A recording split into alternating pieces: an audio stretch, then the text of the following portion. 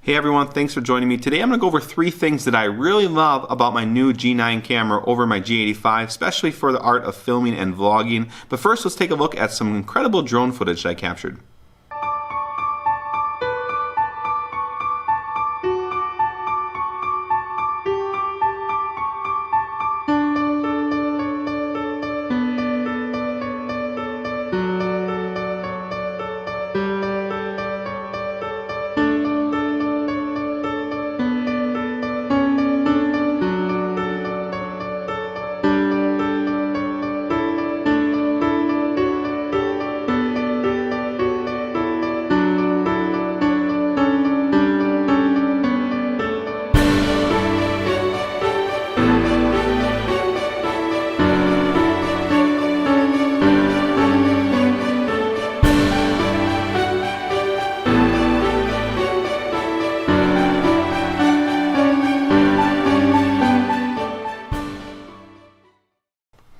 So isn't that just simply amazing? Each one of those individual sheets of ice that you see, they're approximately the size of a football field.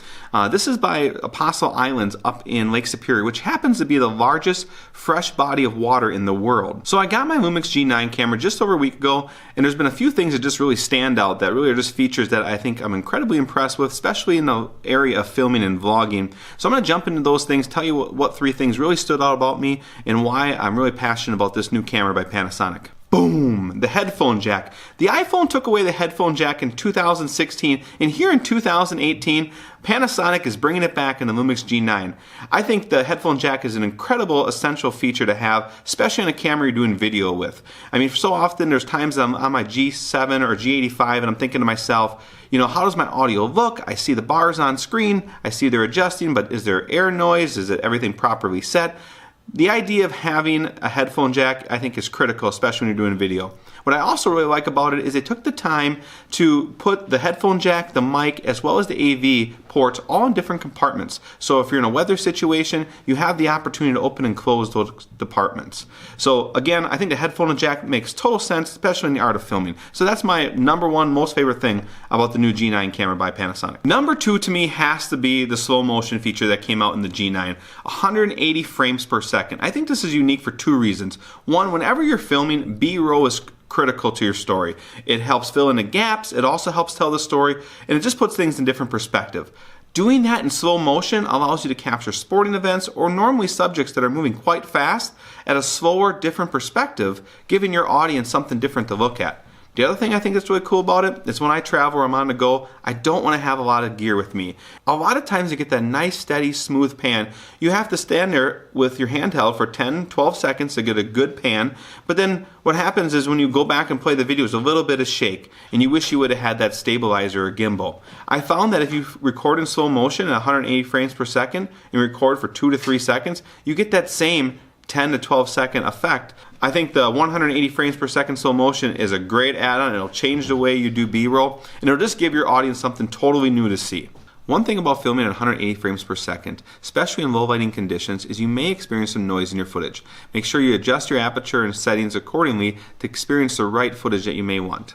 So with that being said, let's take a look at some of that B-roll, some of that slow motion footage that I caught in the last week. I'll even note below on one of the slides showing you some of the noise that I caught, especially in the low light conditions. So let's cut to that B-roll.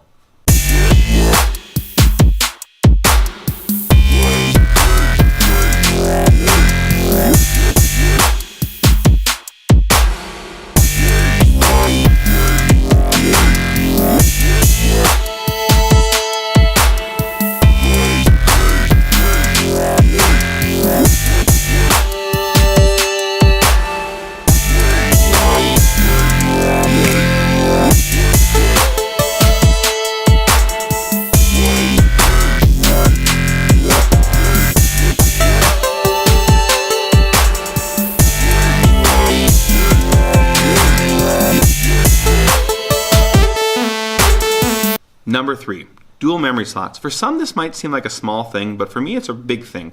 When I'm doing video or I'm doing photography, A lot of times throughout the day, I'm mixing footage, I'm mixing my actions, and a lot of times what I experience is when I get home to offload footage, I'm having to organize all my stills, organize all my video, and it's just annoying. Here I have the option to store all my video on one card and then all my stills on another card by going to the settings and changing how it's recording from each shoot to each shoot. So there you have it, my 3 favorite things about the Lumix G9 camera over the G85 for filming and vlogging. If you like this video, please take a moment, tap that like button, subscribe to my page as I'll be covering more videos about the G9 camera in weeks to come. With that being said, thanks for joining me, and I'll see you next time.